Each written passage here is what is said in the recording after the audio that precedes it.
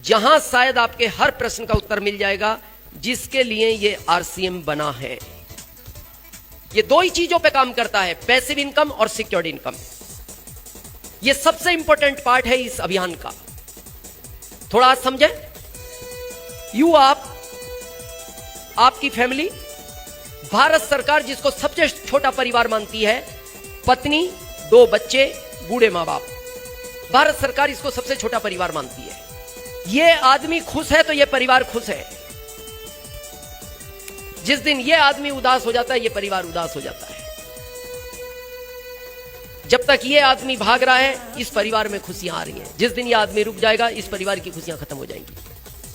और इसको पता है, हम बड़ा लाइटली मान बैठे। इसको हम पता है क्या मानते, ये एक सिस्टम है। दादाजी की शादी हुई, पिताजी आ गए, पिताजी की हुई, हम आ गए, हमारी हुई, हमारे बच्चे आ गए, उनकी हुई, उनके बच्चे आ गए। ये सिस्टम नहीं है, ये बहुत जिम्मेदारी का काम है। थोड़ा समझा आज इस जिम्मेदारी को, समझे।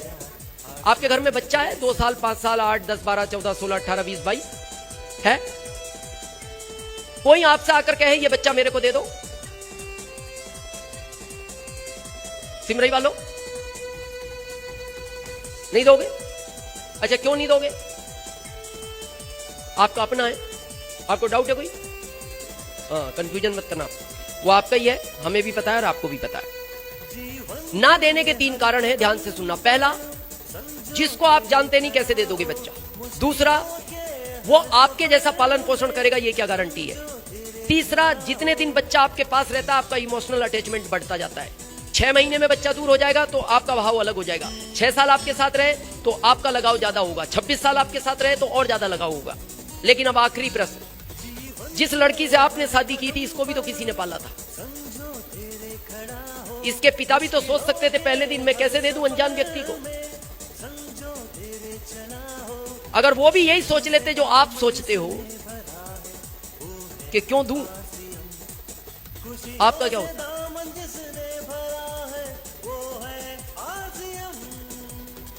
क्या होता? कुंवारे नहीं, आप होते ही नहीं, क्योंकि आपकी मदर को भी तो कोई नहीं देता, वो तो सिलसिला ही चलता।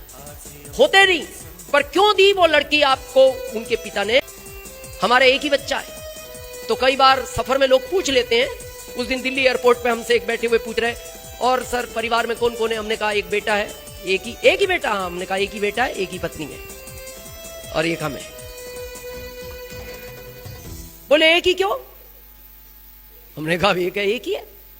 बोले एक ही क्यों? अरे हमने कहा एक ही है, अब क्या करेंगे यार। बोले लॉजिक क्या है? हमने कहा जॉब के हिसाब से, हम जॉब में थे तो हमें पता था एक को पालने बहुत बड़ी बात है। बोले अच्छा। हमने कहा हमें नहीं पता था भविष्य में आरसीएम मिलेगा, क्रिकेट की टीम घर खेलती। हाँ, फिर तो ये पालता ना, ये पालता। 1,05,000 टैक्स दे रहे हैं कि नहीं भारत सरकार को महीने का, तो फिर पलते क्यों नहीं पलते? 12 के 24 होते तो ही पल जाते। तीसरी आखिरी जिम्मेदारी, बड़े ध्यान से सुनना, इन माता पिता की जिनकी वजह से इस सुनहरी दुनिया को देख रहे हो। एक काम ध्यान से सुनना सिमरई वालों, सब कुछ छोड़ देना, मां को कभी मत छोड़ना। सब छोड़ देना। यह पछतावा आज नहीं होता, जिस दिन मां इस दुनिया में नहीं रहेगी आप उसकी पूर्ति नहीं कर सकते। और आप अपने दिल पे हाथ रख के खुद सोच लेना, हम कहेंगे नहीं स्टेज से। 24 घंटे में 10 घंटे कितने लोग अपनी मां के साथ रहते हैं आज? 24 घंटे में 10 घंटे 5% होंगे, 10% होंगे। 90% लोग मां गांव में है, बच्चा शहर में रहता है अपनी पत्नी और बच्चों के साथ। आपको क्या लगता है मां आपको छोड़ना चाहती है? मां अपने बच्चे को कभी छोड़ना नहीं चाहती, छोड़ना ही नहीं चाहती।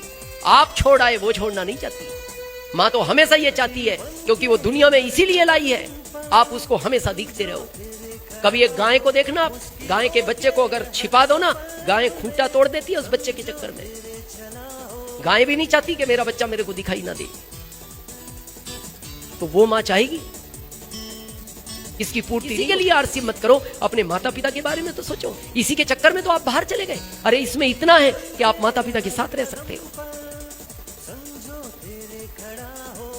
बहुत लोग बोलते हैं, हम विरोध में नहीं है, हम बस एक लाइन में बात खत्म कर रहे हैं। बहुत लोग ये कहते हैं कि आरसीएम को करना क्यों जरूरी है, वही पहला क्यों। आज समझना एक लाइन में, आप बहुत बड़े ऑफिसर बन गए, बहुत बड़े आईएएस बन गए आप, और 3 लाख आपकी सैलरी है, 3 लाख। इससे बड़ा क्या पद है? कलेक्टर हो जिले के, लाल बत्ती की गाड़ी मिली हुई है, सिक्योरिटी गार्ड मिले हैं, पत्नी को ड्राइवर मिला है, पत्नी को माली मिला है, पत्नी को रसोई बनाने वाला मिला है, सब अच्छा है। 20,000 के स्कूल में बच्चे पढ़ते हैं, 10-10 हजार दोनों की फीस है, 30,000 माता पिता का मेडिकल का खर्च है, इनको बीमारियां हैं, सब जीवन अच्छा है। लेकिन एक कड़वा सच है, एक दिन ये तो जाएगा।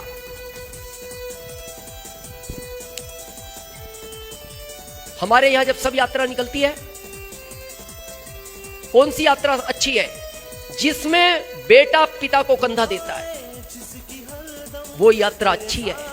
वो यात्रा अच्छी नहीं है जिसमें पिता बेटे को कंधा देता है। और आप भारत में देखो, ये यात्राएं ज्यादा निकलती है जिसमें पिता बेटे को कंधा देता है।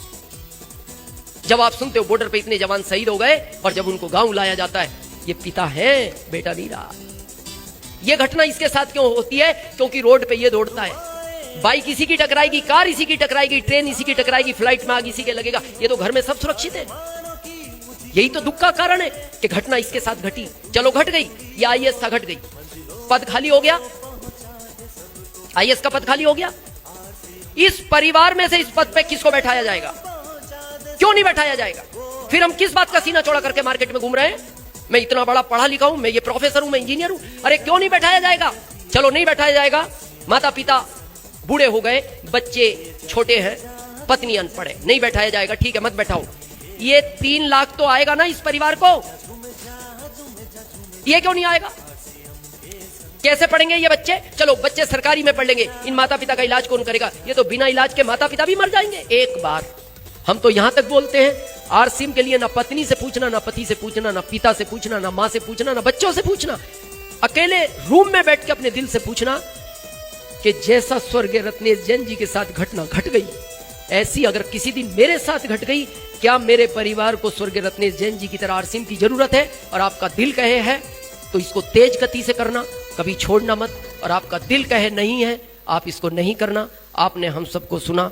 हम वीडियो पसंद आए तो लाइक, शेयर, कमेंट करें और ऐसी ही वीडियो देखने के लिए हमारे चैनल को सब्सक्राइब जरूर करें। जय आरसीएम।